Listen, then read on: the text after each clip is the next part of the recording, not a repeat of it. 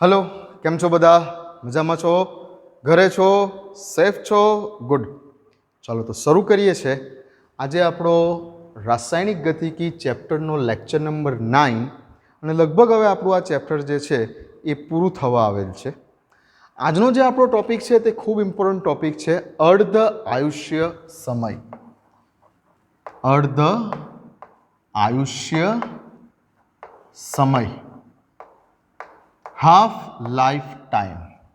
અર્ધ આયુષ્ય સમય, જેને આપણે સિમ્બોલમાં ટી હાફ લખીશું, ક્યાં તો તમને T50% આવું લખેલું આપી શકે છે, ક્યાં તો ટી હાફ આ રીતે પણ લખેલું આપી શકે છે. શું છે આ હાફ લાઈફ ટાઈમ? રાસાયણિક પ્રક્રિયા માટેનો હાફ લાઈફ ટાઈમ એટલે શું?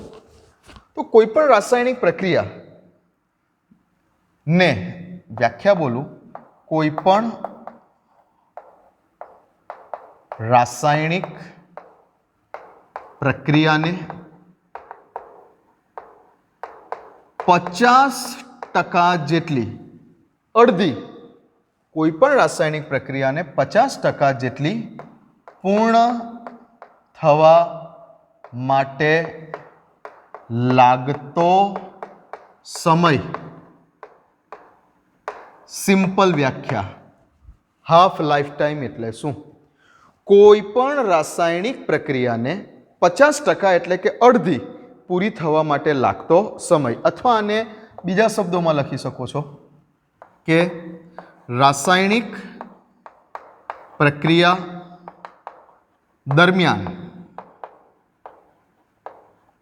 પ્રક્રિયકની મૂળ સાંદ્રતા, પ્રક્રિયકની મૂળ સાંદ્રતાને આપણે શું બોલીએ છીએ? R0 બોલીએ છીએ ને, ઓરિજિનલ સાંદ્રતા, મૂળ સાંદ્રતા. તો રાસાયણિક પ્રક્રિયા દરમિયાન પ્રક્રિયકની મૂળ સાંદ્રતા અડધી થવા માટે લાગતા સમયને અર્ધ આયુષ્ય સમય કહે છે. પ્રક્રિયકની મૂળ સાંદ્રતા અડધી થવા માટે લાગતા સમય, અડધી થવી એટલે ઓરિજિનલી R0 જેટલી હતી, જે અડધી થઈ ગઈ એટલે R0/2 જેટલી થવા માટે લાગતા સમયને અર્ધ આયુષ્ય સમય કહે છે. પહેલાં તો અર્ધ આયુષ્ય સમયની વ્યાખ્યા લખી લો. પહેલાં બધા નોટ્સ બનાવવાની મારી સાથે ચાલુ રાખજો અને હેડિંગ આપો અર્ધ આયુષ્ય સમય. અર્ધ આયુષ્ય સમયની આ વ્યાખ્યા લખી લો. ચાલો લખી લો. અર્ધ આયુષ્ય, વિડીયોને પોઝ કરો, વિડીયોને પોઝ કરી અને અર્ધ આયુષ્ય સમયની વ્યાખ્યા લખી લો. ઓકે, ચાલો હવે આપણે આ અર્ધાયુષ્ય સમય જુદા જુદા ક્રમની પ્રક્રિયાઓ માટે, જે અત્યાર સુધીમાં સિલેબસમાં આપણને 0 ઓર્ડર રિએક્શન અને ફર્સ્ટ ઓર્ડર રિએક્શન, શૂન્ય ક્રમની પ્રક્રિયા અને પ્રથમ ક્રમની પ્રક્રિયા, આ બે જ પ્રક્રિયા આપેલ છે. સમીકરણ પણ આપણે તેના જ લાસ્ટ વિડીયોમાં સાબિત કર્યા, વેગ અચળાંકના સમીકરણ. તો આપણે શૂન્ય ક્રમ અને પ્રથમ ક્રમની પ્રક્રિયા માટે હવે આગળ અર્ધાયુષ્ય સમયનું સમીકરણ સાબિત કરીશું. શૂન્ય ક્રમ અને પ્રથમ ક્રમની પ્રક્રિયા માટે મોસ્ટ ઇમ્પોર્ટન્ટ થિયરીઓ છે આ ચેપ્ટરની, ધ્યાન રાખજો. લેક્ચર નંબર 8માં તમને જે વેગ અચળાંકના સમીકરણો સાબિત કરીને આપેલા છે, શૂન્ય ક્રમની પ્રક્રિયા માટે વેગ અચળાંક k નું સમીકરણ, પ્રથમ ક્રમની પ્રક્રિયા માટે વેગ અચળાંક k નું સમીકરણ, અને એ જ થિયરીને આગળ કન્ટિન્યુ કરું તો શૂન્ય ક્રમની પ્રક્રિયા માટે અર્ધાયુષ્ય સમયનું સમીકરણ અને પ્રથમ ક્રમની પ્રક્રિયા માટે પણ અર્ધાયુષ્ય સમીકરણ સાબિત કરો. આવી થિયરી ઓલ્ટરનેટિવલી દર વખતે ક્વેશ્ચન પેપરમાં આ ચેપ્ટરમાંથી આવે છે. તમે લેટેસ્ટ અત્યારે માર્ચ 2020નું પેપર જોશો, લગભગ 7મી માર્ચે 2020ના દિવસે કેમેસ્ટ્રીનું પેપર હતું, અને કેમેસ્ટ્રીના પેપરમાં પણ આ જ રીતે આ વર્ષે પણ પ્રથમ ક્રમની પ્રક્રિયા, ફર્સ્ટ ઓર્ડર રિએક્શન માટે વેગ અચળાંક k અને અર્ધાયુષ્ય સમીકરણ t હાફ સાબિત કરો એવો ક્વેશ્ચન લગભગ 3 માર્ક્સમાં પૂછાયેલો છે. આ જ વખતનું પેપર જોજો, માર્ચ 2020 વાળું. ઓકે, તો પહેલાં તો અર્ધાયુષ્ય સમયની વ્યાખ્યા લખી દીધી. હવે આપણે સ્ટેપ બાય સ્ટેપ પહેલાં લઈશું ઝીરો ઓર્ડર રિએક્શન માટે, શૂન્યક્રમની પ્રક્રિયા માટે અર્ધાયુષ્ય સમીકરણ સાબિત કરો, અર્ધાયુષ્ય સમયનું સમીકરણ લખો, અને પછી આપણે લઈશું પ્રથમ ક્રમ માટે. તો હેડિંગ આપો, half life time for zero order reaction. શૂન્યક્રમની પ્રક્રિયા માટે અર્ધાયુષ્ય સમયનું સમીકરણ સાબિત કરવા આપણે જઈ રહેલા છે. Half life time for zero order reaction આપો હેડિંગ. અર્ધાયુષ્ય સમય પણ કયા ક્રમની પ્રક્રિયા માટે? શૂન્ય ક્રમની પ્રક્રિયા માટેનો. ઓકે, ચાલો હેડિંગ આપી દીધું હશે બધાએ? Very good. Half life time શૂન્ય ક્રમની પ્રક્રિયા માટે, શૂન્ય ક્રમની પ્રક્રિયા માટે હાફ લાઈફ ટાઈમનું સમીકરણ આપણે સાબિત કરવું છે. તો શૂન્ય ક્રમની પ્રક્રિયા માટે આપણે લાસ્ટ ટાઈમ વેગ અચળાંક કે નું શું સમીકરણ સાબિત કરેલું? વેગ અચળાંક કે બરાબર શૂન્ય ક્રમની પ્રક્રિયા માટે, શૂન્ય ક્રમની પ્રક્રિયા માટે વેગ અચળાંક કે બરાબર સૂત્ર આપણું આવેલું હતું R not minus R divided by T. આવું સૂત્ર આપણે લાવેલા હતા ઝીરો ઓર્ડર રિએક્શન માટેનું. ઓકે, જ્યાં આર નોટ શું છે? પ્રક્રિયકની મૂળ સાંદ્રતા, શરૂઆતની સાંદ્રતા. આર શું છે કે ટી જેટલા સમય બાદ 5 મિનિટ, 10 મિનિટ, 15 મિનિટ જે કીધું હોય તે, ટી જેટલા સમય બાદ કેટલી સાંદ્રતા બાકી રહી છે એ દર્શાવે છે આરની વેલ્યુ. ટી તો સમય છે અને કે શું છે? વેગ અચળાંક. આવું સમીકરણ આપણે સાબિત લેક્ચર નંબર 8માં કરેલું છે. તો શૂન્ય ક્રમની પ્રક્રિયા માટે વેગ અચળાંક કેનું સમીકરણ આ છે. હવે અર્ધાયુષ્ય સમયની વ્યાખ્યા પ્રમાણે જો સમય T is equal two T half થાય, સમય અડધો થઈ જાય, અર્ધાયુષ્ય સમય જેટલો સમય થાય એટલે શું? અર્ધાયુષ્ય સમયની વ્યાખ્યા શું? પ્રક્રિયાને 50% પૂર્ણ થવા માટે લાગતો સમય, અથવા પ્રક્રિયકની જે મૂળ સાંદ્રતા છે એ પ્રક્રિયકની મૂળ સાંદ્રતાને અડધી થવા માટે લાગતો સમય. તો જ્યારે સમય ટી હાફ જેટલો થાય એટલે કે હાફ લાઈફ ટાઈમ જેટલો થાય ત્યારે અહીંયા આ આર કેટલો બાકી રહેશે? કેટલો બાકી રહેશે? તો કે આર કેટલો થઈ જશે અથવા કેટલો બાકી રહેશે? જે મૂળ સાંદ્રતા હતી આર નોટ, મૂળ સાંદ્રતા એના કરતાં અડધો થશે. આરની વેલ્યુ કેટલી થશે? મૂળ સાંદ્રતા કરતાં અડધી થશે જ્યારે સમય હાફ લાઈફ ટાઈમ જેટલો થશે ત્યારે. હા, તો ઉપરના સમીકરણમાં ટીની જગ્યાએ ટી હાફ, આ ટીની જગ્યાએ ટી હાફ મૂકી દઈએ અને આરની જગ્યાએ R0/2 મૂકી દઈએ. આરની જગ્યા પર મૂકી દઈએ R0/2 અને ટીની જગ્યા પર મૂકી દઈએ ટી હાફ. ટી હાફ એટલે અર્ધાયુષ્ય સમય. ચાલો લખીએ. શું લખીશું? કે is equal to R not minus આરની જગ્યા પર R0/2, R0/2 ના છેદમાં ટી હાફ લખાશે. હા, આ ટી હાફને સૂત્ર કરતા બનાવીએ, આને ઉપર લઈ જઈએ અને કે ને નીચે લઈ આવીએ. શું થશે? So T half is equal to, અહીંયા લસા લેશો એટલે બાકી રહેશે R0/2. કમ્પ્લીટ એક R0માંથી R0/2 જશે એટલે બાકી રહેશે R0/2. ઓકે, ડિવાઇડેડ બાય કે આવશે. So finally T half is equal two R0 ના છેદમાં 2K. આવું કંઈક બાકી રહેશે. T half is equal two R0/2K. શૂન્ય ક્રમની પ્રક્રિયા માટેના અર્ધાયુષ્ય સમયનું સમીકરણ આવી ગયું. આ થયો તમારો હાફ લાઈફ ટાઈમ કયા ક્રમની પ્રક્રિયા માટે? શૂન્ય ક્રમની પ્રક્રિયા માટે. આ સમીકરણ તેનું સાબિત થઈ જાય છે. ઓકે, જે દર્શાવે છે કે શૂન્ય ક્રમની પ્રક્રિયા માટેનો હાફ લાઈફ ટાઈમ પ્રક્રિયકની મૂળ સાંદ્રતાના સમપ્રમાણમાં છે. કેટલીક વાર એવો શોર્ટ ક્વેશ્ચન બી આવી શકે કે શૂન્ય ક્રમની પ્રક્રિયા માટેનો અર્ધાયુષ્ય સમય પ્રક્રિયકોની મૂળ સાંદ્રતાના સમપ્રમાણમાં છે, પ્રક્રિયકોની મૂળ સાંદ્રતાથી સ્વતંત્ર છે, પ્રક્રિયકોની મૂળ સાંદ્રતાના વ્યસ્ત પ્રમાણમાં છે, કંઈ પણ આવી શકે.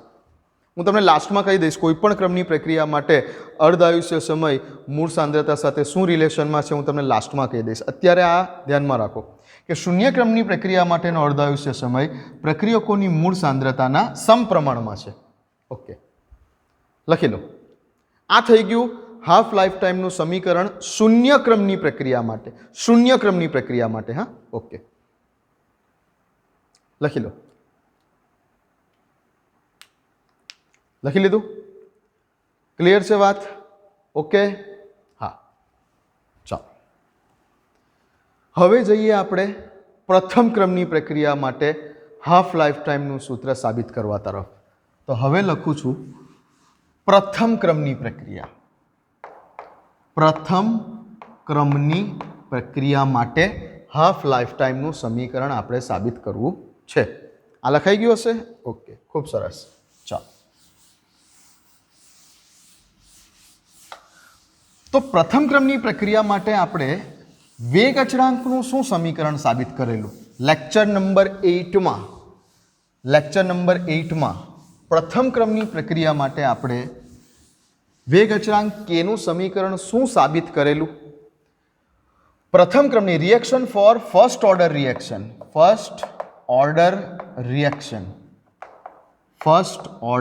રિએક્શન પ્રથમ ક્રમની પ્રક્રિયા માટે આપણા વેગ અચળાંક કેનું સમીકરણ કંઈક આવું હતું કે is equal to 2.303 by T log of R not divided by R.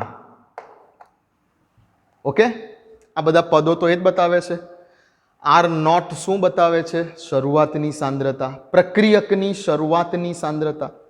R શું બતાવે છે? કે આફ્ટર ટાઈમ ટી જેટલા સમય બાદ કેટલો પ્રક્રિયક બાકી રહેલો છે તે બતાવે છે.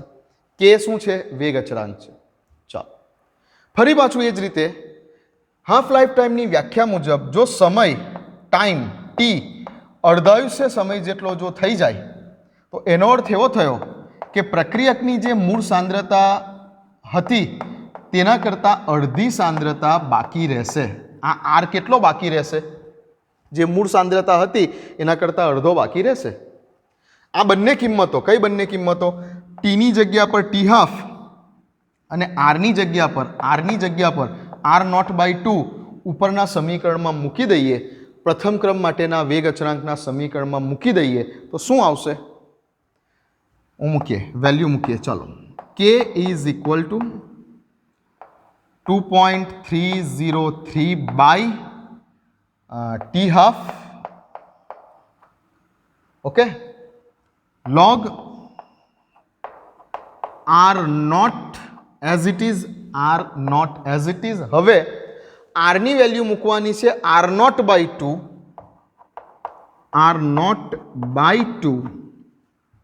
આમ થશે? હા. ટી હાફને સૂત્ર કરતા બનાવીએ. દેખાય છે બરાબર? કટ નથી થતું? એક મિનિટ જોઈ લેવા દો. ફર્સ્ટ ક્લાસ દેખાય છે કે નહીં? હા, છે, જગ્યા તો છે, દેખાય છે. T half is equal two, આ ટી હાફને ઉપર લઈ ગયા તો કેને નીચે લઈ જઈએ. 2.303 બાય કે log આર નોટ કેન્સલ થઈ જશે, આ બે ઉપર જશે એટલે log 2 આવું કંઈક બાકી રહેશે. ચાલો, log 2 એટલે 0.3010. હા, log 2 તો મોડે જ છે, 0.3010. T half is equal to 2.303 by K into log 2 ની વેલ્યુ આવશે 0.3010. આ બેનો ગુણાકાર કરશો એટલે આવશે T half is equal to 0.693 divided by K. પ્રથમ ક્રમની પ્રક્રિયા માટે, પ્રથમ ક્રમની the reaction first order reaction પ્રથમ ક્રમની પ્રક્રિયા માટે આ થયું હાફ લાઈફ ટાઈમનું સૂત્ર કે T half is equal to 0.693 divided by K. કોઈ પણ પ્રક્રિયા જો પ્રથમ ક્રમની છે એવું તમને કહી દેવામાં આવે છે દાખલામાં, અને એના માટે તમારે જો હાફ લાઈફ ટાઈમ શોધવો છે તો half life time is equal to 0.693 divided by K. That's it. Okay, આના ઉપરથી આપણને એમ સમજ પડે છે કે ટી હાફ લાઈફ ટાઈમના સૂત્રમાં કોઈ પણ જગ્યા પર સાંદ્રતાવાળું પદ નથી આવતું. જેવી રીતે ઝીરો ઓર્ડર રિએક્શનમાં આપણે જ્યારે હમણાં સાબિત કર્યું, ઝીરો ઓર્ડર રિએક્શન માટે અત્યારે આપણે હાફ લાઈફ ટાઈમનું સૂત્ર જે સાબિત કર્યું તેમાં આવું હતું કે T half is equal to initial કન્સન્ટ્રેશનના છેદમાં 2K.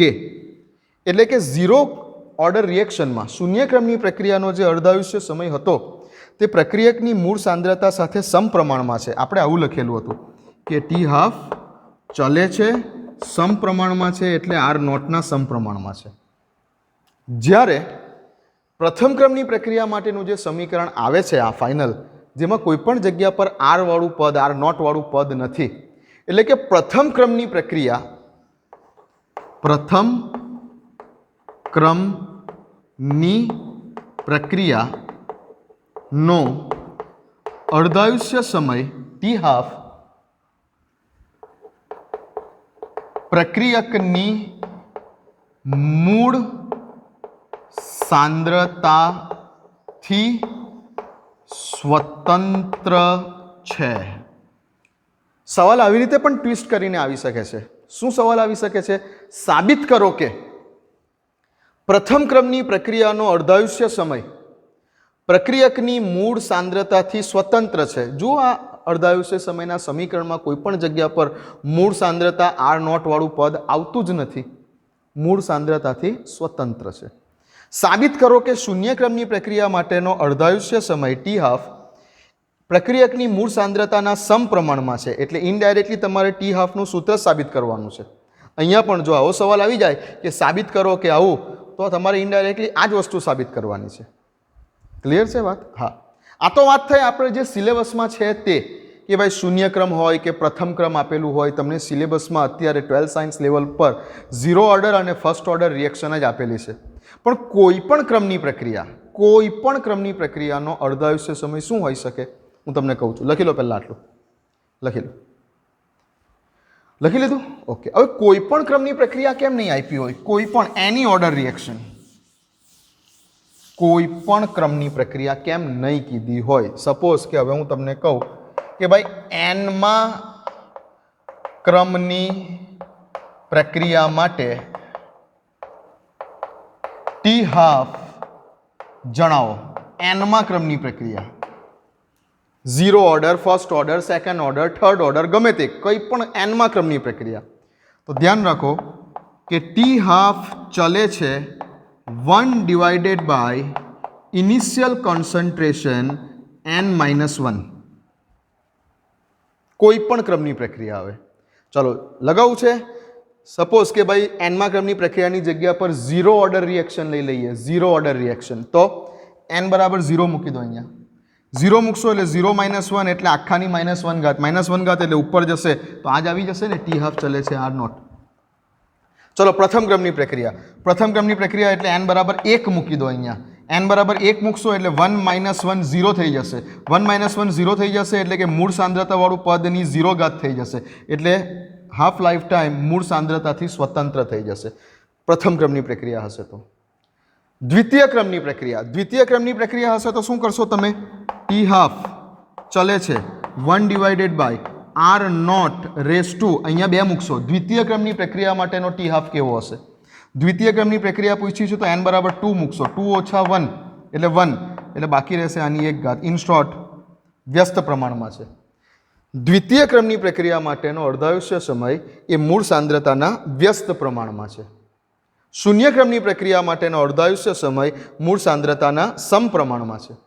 પ્રથમ ક્રમની પ્રક્રિયા માટેનો અર્ધાયુષ્ય સમય મૂળ સાંદ્રતાથી સ્વતંત્ર છે. દરેકે દરેક વસ્તુનો આન્સર તમને અહીંયાથી મળી જશે. કોઈ પણ ક્રમની પ્રક્રિયા કેમ નહીં કીધી હોય.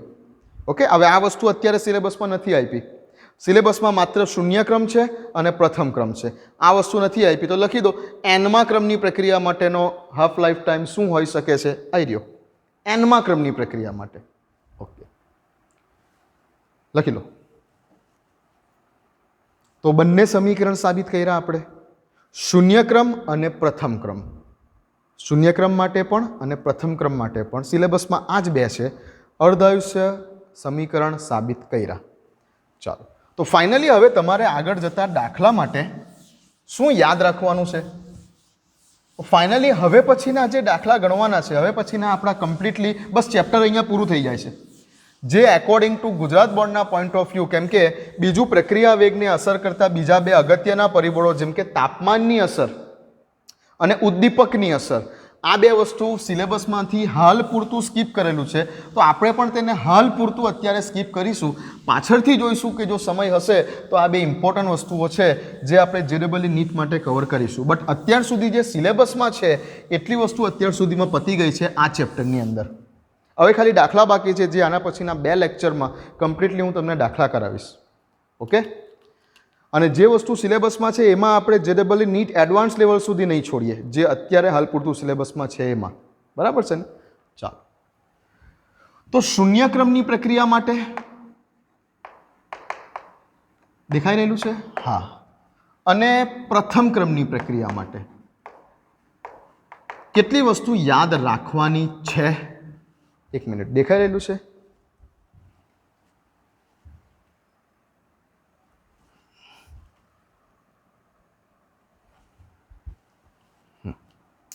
પરફેક્ટલી. શૂન્યક્રમની પ્રક્રિયા માટે અને પ્રથમ ક્રમની પ્રક્રિયા માટે કેટલી વસ્તુ યાદ રાખવાની છે? તો શૂન્યક્રમની પ્રક્રિયા માટે તમારે પહેલાં તો યાદ રાખવાનું છે કે શૂન્યક્રમની પ્રક્રિયા માટે વેગ અચળાંક k નું સમીકરણ છે r not minus r divided by t. શૂન્યક્રમની પ્રક્રિયા માટે હાફ લાઈફ ટાઈમનું સમીકરણ છે t half is equal to r not divided by 2k. પ્રથમ ક્રમની પ્રક્રિયા માટે યાદ રાખવાનું છે વેગ અચળાંક k નું સમીકરણ છે 2.303 divided by t log of r not divided by r. અને પ્રથમ ક્રમની પ્રક્રિયા માટે હાફ લાઈફ ટાઈમનું સૂત્ર છે t half is equal to 0.693 divided by k. Clear? આ સૂત્ર તમારે યાદ રાખવાના છે. તમને 99.9% તમને એક્ઝામમાં કે કોઈ MCQમાં કે કોઈ પણ ક્વેશ્ચનમાં કહી દેવામાં આવશે કે ભાઈ પ્રક્રિયા કયા ક્રમની છે, પછી જ ક્વેશ્ચન સેટ કરવામાં આવશે. 99.9% ગુજરાત બોર્ડની એક્ઝામમાં તો તમને કહી દેવામાં આવશે કે આપેલ પ્રક્રિયા શૂન્ય ક્રમની છે કે આપેલ પ્રક્રિયા પ્રથમ ક્રમની છે, એવું કહી દેવામાં આવશે. 99% કહી દેવામાં આવશે. બટ કેટલીક વાર કોમ્પિટિટિવ એક્ઝામમાં ટ્વિસ્ટ કરવા માટે, તમારું નોલેજ જાણવા માટે કેટલીક વાર કોમ્પિટિટિવ એક્ઝામમાં નથી કહેતા, ત્યારે પ્રોબ્લેમ થઈ જાય છે. બધું આવડતું હોય છે પણ ડિસાઇડ નથી કરી શકતા કે સૂત્ર શૂન્ય ક્રમવાળું વાપરીએ કે પ્રથમ ક્રમવાળું વાપરીએ. કેમ કે આપણું બોર્ડ તો આપણને કહી દેશે, ગુજરાત બોર્ડ તો આપણને એક્ઝામમાં ક્વેશ્ચન પેપર સેટ કરતી વખતે કહી દેશે કે આપેલ પ્રક્રિયા શૂન્ય ક્રમની છે કે આપેલ પ્રક્રિયા પ્રથમ ક્રમની છે. આ બેમાંથી જ કોઈક એક આવશે, ક્યાં તો શૂન્ય ક્રમ આવશે ક્યાં તો પ્રથમ ક્રમ આવશે, અને એ પણ કહી દેશે કે આપેલ પ્રક્રિયા શૂન્ય ક્રમની છે કે પ્રથમ ક્રમની છે. બટ જ્યારે કોમ્પિટિટિવ એક્ઝામની વાત કરીએ છીએ, JEE નીટ એડવાન્સ લેવલની વાત કરીએ છીએ, ત્યારે તમારું નોલેજ ચેક કરવા માટે તમને કહેવામાં નથી આવતું કે આપેલ પ્રક્રિયા કયા ક્રમની છે. અને પ્રક્રિયાનો ક્રમ તો પ્રાયોગિક રીતે પ્રેક્ટિકલ કર્યા સિવાય ખબર પડી જ નથી શકતો ભાઈ. ત્યારે શું કરવાનું? તો ત્યારે અમુક સ્ટાન્ડર્ડ પેટર્ન કે જે અમુક ક્વેશ્ચન જે રિપીટેડલી સેટ થાય જ છે, અમુક સ્ટાન્ડર્ડ એવી પ્રક્રિયાઓ કે જે હું તમને હવે કહી દઉં છું, જે અમુક જગ્યા પર બુકમાં ખાલી 1-2 ઉદાહરણ આપેલા છે, પણ હું તમને કહી દઉં છું અમુક સ્ટાન્ડર્ડાઇઝ એવી પ્રક્રિયાઓ છે કે જે તમે યાદ રાખો, કે જેના પર તમે ફોકસ કરો કે આ પ્રક્રિયાઓ શૂન્ય ક્રમની છે અને આ પ્રક્રિયાઓ પ્રથમ ક્રમની છે, તો જ તમને આઈડિયા આવશે કે બેમાંથી કયું વાપરવું. ગુજરાત બોર્ડમાં તો ફિક્સ છે, 99.9% એક્ઝામમાં કહી દેશે, સવાલમાં જ કહી દેશે કે આ પ્રક્રિયા શૂન્ય ક્રમની છે અને આ પ્રક્રિયા પ્રથમ ક્રમની છે. તમને આઈડિયા આવી જશે કે બેમાંથી કયા ક્રમની પ્રક્રિયાનું સમીકરણ આપણે દાખલા ગણતી વખતે વાપરવાનું છે. પણ જ્યારે ના ખબર હોય ત્યારે શું? તો આવો મારી સાથે હવે લખી લો અમુક સ્ટાન્ડર્ડ પ્રક્રિયાઓ શૂન્ય ક્રમની કઈ કઈ અને પ્રથમ ક્રમની કઈ કઈ. પહેલાં આટલું લખી લો, તો આટલું લખી લો પહેલાં. ચાલો લખી લીધું? ઓકે. હવે અમુક સ્ટાન્ડર્ડ પ્રક્રિયાઓ શૂન્ય ક્રમની કઈ કઈ પ્રક્રિયાઓ અને પ્રથમ ક્રમની પ્રક્રિયાઓમાં કેટલી કેટલી વસ્તુ યાદ રાખવાની એ જરાક મારી સાથે લખી લો. જો ગુજરાત બોર્ડમાં તો કહી જ દેશે, મેં તમને કીધું. હા, આ વાત ચાલે છે કોમ્પિટિટિવ એક્ઝામની. તો જ્યારે એવું કહેવામાં ના આવે કે આપેલ પ્રક્રિયા કયા ક્રમની પ્રક્રિયા છે, તો અમુક સ્ટાન્ડર્ડાઇઝ્ડ ઉદાહરણો યાદ રાખો. શૂન્ય ક્રમની પ્રક્રિયા માટે યાદ રાખો કે ફોટોકેમિકલ રિએક્શન, ફોટોકેમિકલ પ્રક્રિયા, જો કોઈ આઈપી હોય સમીકરણમાં, ફોટોકેમિકલ પ્રક્રિયા એટલે કે સપોઝ કે H2 plus Cl2 in presence of sunlight, photon, Hν, photon. Okay, ઉપર Hν લખેલું છે, સૂર્યપ્રકાશની હાજરીમાં થાય છે, ફોટોનની શક્તિથી થાય છે આ પ્રક્રિયા. તો આ પ્રક્રિયા ફોટોકેમિકલ પ્રક્રિયા થઈ. ફોટોનની એનર્જીથી H2 અને Cl2 વચ્ચેના બોન્ડ તૂટ્યા અને ટ્વાઇસ HCl પ્રોડક્ટ તરીકે મળી. ઇન શોર્ટ, તમને એરોની ઉપર શું દેખાઈ જાય? દાખલામાં જે આપેલી છે રકમ, એમાં એરો પર શું દેખાઈ જાય? Hν, ફોટોન દેખાઈ જાય. તો તેવી બધી જ પ્રક્રિયાઓ ફોટોકેમિકલ પ્રક્રિયાઓ છે. અને ફોટોકેમિકલ પ્રક્રિયાઓ હંમેશા ઝીરો ઓર્ડર રિએક્શન છે. બીજું, કોઈ ધાતુની સપાટી ઉપર કોઈક પ્રક્રિયકનું જ્યારે વિઘટન થતું હોય, જેમ કે પ્લેટિનમ ધાતુની સપાટી ઉપર એમોનિયાનું વિઘટન, આ સ્ટાન્ડર્ડાઇઝ શબ્દો છે. હા, બધા કે આ તમારું જે નોલેજ ચેક કરવા માટે તમને માત્ર જ્યારે સમીકરણ આપે પણ કહે નહીં કે શૂન્ય ક્રમની છે કે પ્રથમ ક્રમની છે, ત્યારે તમે કઈ રીતે ઓળખશો? તો આવા અમુક જે સ્ટાન્ડર્ડાઇઝ 3-4 શબ્દો કહું છું એને યાદ રાખો.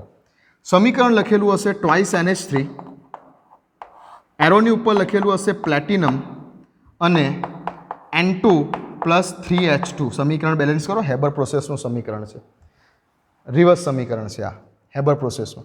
તો પ્લેટિનમની સપાટી ઉપર એમોનિયાનું વિઘટન થઈને નાઇટ્રોજન અને હાઇડ્રોજન ગેસ બને, આ પ્રક્રિયા શૂન્ય ક્રમની પ્રક્રિયા છે, કોઈ પણ ધાતુની સપાટી પર. બીજું એક બુકમાં પણ આપેલું છે, પણ જો હું તમને કહું નહીં, તમારી નજર જાય નહીં, ફોકસ તમે નહીં કરી શકો.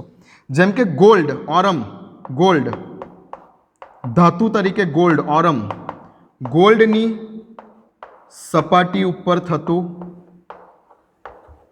હાઇડ્રોજન આયોડાઇડનું વિઘટન, આ પણ એક આ પણ એક ઝીરો ઓર્ડર રિએક્શન છે. જેમ કે ઇક્વેશન લખવાનું, ટ્વાઇસ HI gives ગોલ્ડની સપાટી ઉપર ઓરમ H2 પ્લસ I2.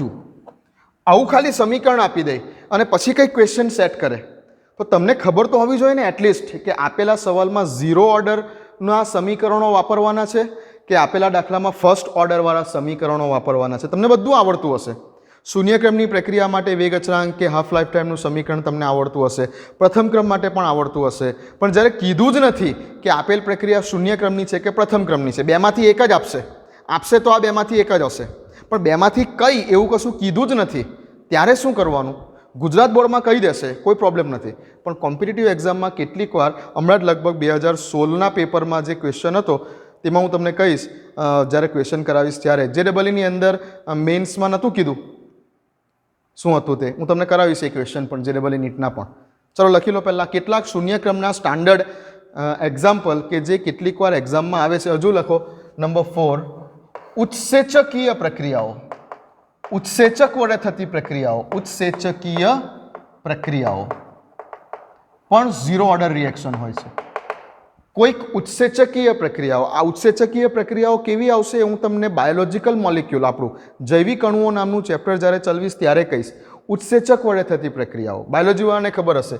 જૈવ રાસાયણિક ઉદ્દીપકોને ઉત્સેચકો કહેવાય, જૈવ રાસાયણિક ઉદ્દીપકોને ઉત્સેચકો કહેવાય.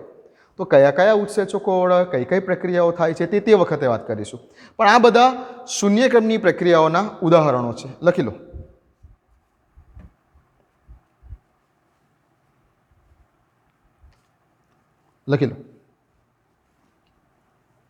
લખી લીધું? તો સ્ટાન્ડર્ડ વસ્તુ યાદ રાખજો શૂન્ય ક્રમની પ્રક્રિયા માટે, આજે લખી આપ્યું છે તે. હવે પ્રથમ ક્રમની પ્રક્રિયાના કેટલાક ઉદાહરણો વિશેની વાત કરી લઈએ. અરે ભાઈ શોર્ટ ક્વેશ્ચનમાં બી ઓળખવાનું આવી જાય છે, કેમ કે આ એમોનિયા અને HI વાળો લાઈન તો બુકમાં પણ છે, તમે અંડરલાઈન કરી દેજો. સીધા ક્વેશ્ચન બી પૂછાઈ શકે છે કે પ્લેટિનમની સપાટી પર એમોનિયાનું વિઘટન થવું એ કયા ક્રમની પ્રક્રિયા છે? શૂન્ય ક્રમની પ્રક્રિયા છે. કોઈ પણ ધાતુની સપાટી ઉપર, કોઈ ધાતુની સપાટી ઉપર, પર્ટિક્યુલરલી કોઈ ધાતુની સપાટી ઉપર કોઈ પદાર્થનું વિઘટન થાય, જનરલી એને ઝીરો ઓર્ડર રિએક્શનમાં મૂકી દેજો. ચાલો, પ્રથમ ક્રમની પ્રક્રિયાના કેટલાક ઉદાહરણો લઈ લો. પ્રથમ ક્રમની પ્રક્રિયાઓના કેટલાક ઉદાહરણો લઈ લો તો પહેલું, રેડિયો એક્ટિવ પ્રક્રિયાઓ. રેડિયો એક્ટિવ પ્રક્રિયાઓ, ન્યુક્લિયર પ્રક્રિયાઓ, રેડિયો એક્ટિવ પ્રક્રિયાઓ, કિરણોત્સર્ગી પ્રક્રિયાઓ. રેડિયો એક્ટિવ પ્રક્રિયાઓ એટલે આવી બધી પ્રક્રિયાઓને ઓળખવા માટે તમારે દાખલાની અંદર alpha rays, beta rays, gamma વિકિરણો આવા શબ્દો દેખાય, અથવા રેડિયો કાર્બન ડેટિંગ કે જેમાં કાર્બન C14ના સમસ્થાનિકનો ઉપયોગ કરવામાં આવે, આવા કોઈ શબ્દ દેખાય, અથવા યુરેનિયમ રેડિયો એક્ટિવ છે, યુરેનિયમ દેખાય તમને દાખલાની રકમમાં, યુરેનિયમ દેખાય, રેડિયમ દેખાય, પોલોનિયમ દેખાય, આવા બધા રેડિયો એક્ટિવ એલિમેન્ટ્સવાળું કોઈક સમીકરણ આપેલું હોય. હાઇડ્રોજનનો સમસ્થાનિક જે છે H13, ટ્રિટિયમ જેને કહેવાય રેડિયો એક્ટિવ છે, ટ્રિટિયમ જેને કહેવાય આ આપેલું છે ને આનું વિઘટન થાય છે. ઇન શોર્ટ બધી જ રેડિયો એક્ટિવ પ્રક્રિયાઓ એ પ્રથમ ક્રમની પ્રક્રિયાઓ છે. આવા બધા શબ્દો જ્યારે આવે ત્યારે હું એડવાન્સ લેવલની વાત કરું છું. ગુજરાત બોર્ડમાં તો કહી દેશે ભાઈ, પણ એડવાન્સ લેવલ ઉપર નહીં કહે. ત્યારે એકદમ મામૂલી સવાલને ખાલી તમારે ઓળખવાનો છે કે કયા ક્રમની પ્રક્રિયા છે. તો આવા બધા શબ્દો આવે, આલ્ફા વિકિરણો, બીટા વિકિરણો, ગામા વિકિરણો, એક્સ રેઝ, ક્ષ-કિરણો, radio carbon dating, C14, uranium, radium, polonium, હાઇડ્રોજનનો સમસ્થાનિક, ટ્રિટિયમ, આવા કોઈ શબ્દ દાખલાની રકમમાં દેખાય એટલે સમજવાનું કે એ પ્રથમ ક્રમની પ્રક્રિયા છે. ઓકે, ક્લિયર છે? લખો. બીજું, હાઇડ્રોજન પેરોક્સાઇડનું વિઘટન. Hydrogen peroxide twice H2O2, hydrogen પેરોક્સાઇડનું વિઘટન થાય તો શું બને? પાણી. Okay, twice H2O plus O2 થઈ જતું હોય છે. હાઇડ્રોજન પેરોક્સાઇડ વિઘટિત થઈને ટ્વાઇસ H2O પ્લસ O2 થઈ જતું હોય છે. જો હાઇડ્રોજન પેરોક્સાઇડની બોટલનું ઢાંકણ ખુલ્લું રાખવામાં આવે તો પાણી અને ઓક્સિજન બની જતું હોય છે, જેથી જ હાઇડ્રોજન પેરોક્સાઇડમાં કંઈક ઉમેરવામાં આવે છે.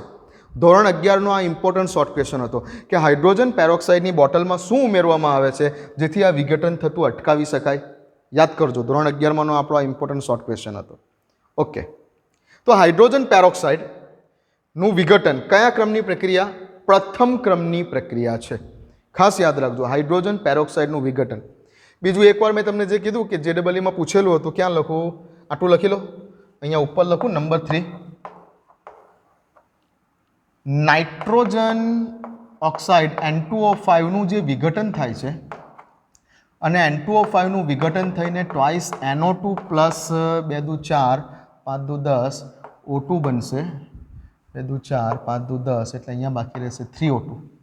Nitrogen પેન્ટોક્સાઇડ N2O5, ડાયનાઇટ્રોજન પેન્ટોક્સાઇડ. ઓકે, આનું વિઘટન થઈને નાઇટ્રોજન ડાયોક્સાઇડ અને ઓક્સિજન ગેસ જે બને છે, આ પ્રક્રિયા પણ પ્રથમ ક્રમની પ્રક્રિયા છે. આ સવાલ JEEમાં આવેલો છે 2016માં, જ્યારે કીધું નહોતું, આપેલ પ્રક્રિયા માટે પૂછેલું હતું પણ કીધું નહોતું કે આ પ્રક્રિયા કયા ક્રમની છે. ઓકે, લખી રાખો.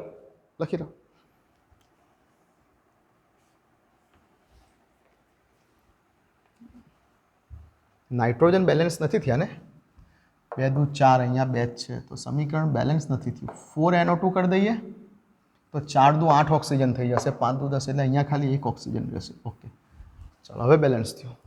પ્રક્રિયા કયા ક્રમની છે? પ્રથમ ક્રમની પ્રક્રિયાના કેટલાક ઉદાહરણો લખાવું છું. લેખા સ્ટાન્ડર્ડાઇઝ છે આ. ઓકે, અને એટલે કરાવું છું કે આ ભૂતકાળમાં આવી ગયા છે, છોકરાની અંદર કન્ફ્યુઝ થયા છે અને એક્ઝામ પેપરમાંથી બહાર આવીને છોકરા કન્ફ્યુઝ થયા છે. કોઈ છોકરાએ 0 ક્રમની પ્રક્રિયાનું સમીકરણ વાપરી કાઢ્યું, તો કોઈ છોકરાએ પ્રથમ ક્રમવાળું સમીકરણ વાપરી કાઢ્યું.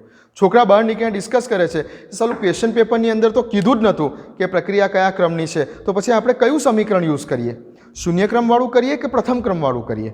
તો જે અત્યાર સુધીની એક્ઝામોમાં પૂછાઈ ગયા છે, હું તમને એ જ સમરાઇઝ કરાવી દઉં છું કે આટલી વસ્તુ પૂછાઈ ગઈ છે, એટલે આટલું તો એટલીસ્ટ ફોકસમાં રાખો, તમારા ધ્યાનમાં રાખો. બીજું કહું, નંબર 4, જેટલું મને ખબર છે ને એટલું હું તમારી સમક્ષ રજૂ કરી દઉં છું, બરાબર?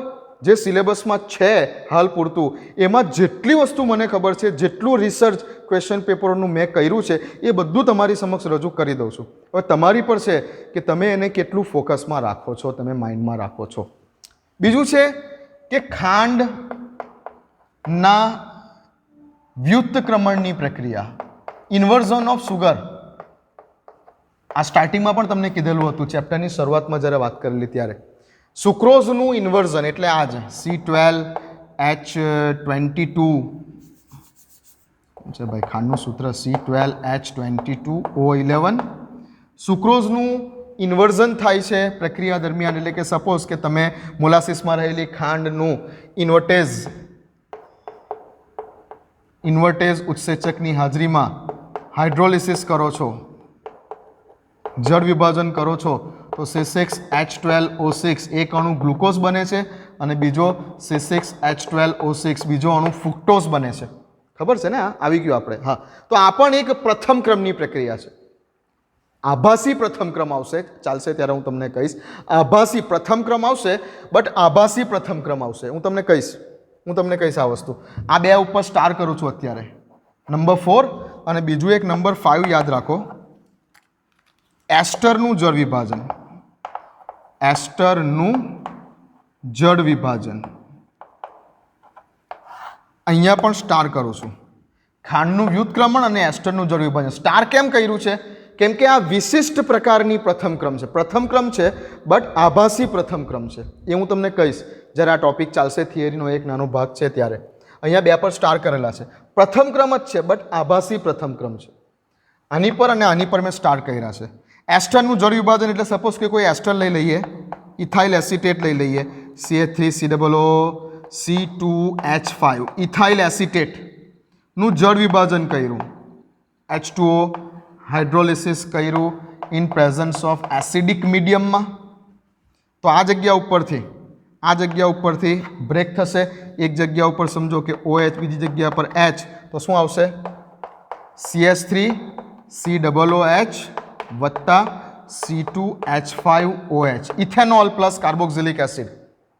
બ્રેક થશે એટલે એક બાજુ H અને એક બાજુ OH, ઓકે, અને આ બાજુ આવશે એસિટિક એસિડ પ્લસ ઇથેનોલ. એસ્ટરના જળ વિભાજનની પ્રક્રિયા આ પણ આવી ગઈ આલ્કોહોલ ફિનોલવાળા ચેપ્ટરમાં. આલ્કોહોલ પ્લસ એસિડ એસ્ટર બને, આલ્કોહોલ અને એસિડ વચ્ચે પ્રક્રિયા થવાથી એસ્ટર બને, એવું આપણને આવી ગયું. ઓકે, તો આટલી પ્રથમ ક્રમની પ્રક્રિયાઓના ઉદાહરણ છે જેમાં મેં નંબર 4 અને નંબર 5 ઉપર મેં સ્ટાર કરેલું છે. સ્ટાર બતાવે છે કે આ આભાસી પ્રથમ ક્રમની પ્રક્રિયા છે. શું છે આભાસી પ્રથમ ક્રમની પ્રક્રિયા આપણે શીખીશું, બટ આજે તમારે આટલી વસ્તુ ધ્યાનમાં રાખવાની છે કે શૂન્ય ક્રમની પ્રક્રિયા માટે વેગ અચળાંકનું સમીકરણ શું છે, શૂન્ય ક્રમની પ્રક્રિયા માટે અર્ધાયુષ્ય સમીકરણ શું છે, પ્રથમ ક્રમની પ્રક્રિયા માટેના વેગ અચળાંકનું સમીકરણ શું છે, અને પ્રથમ ક્રમની પ્રક્રિયા માટેના હાફ લાઈફ ટાઈમનું સમીકરણ શું છે. ક્લિયર? અને પછી કેટલીક સ્ટાન્ડર્ડ પ્રક્રિયાઓ કે શૂન્ય ક્રમની પ્રક્રિયાઓ અને પ્રથમ ક્રમની પ્રક્રિયાઓ કઈ કઈ છે, અમુક સ્ટાન્ડર્ડ પ્રક્રિયાઓ. ગુજરાત બોર્ડમાં ફરીવાર કહું છું કે ટેન્શન લેવાની જરૂર નથી.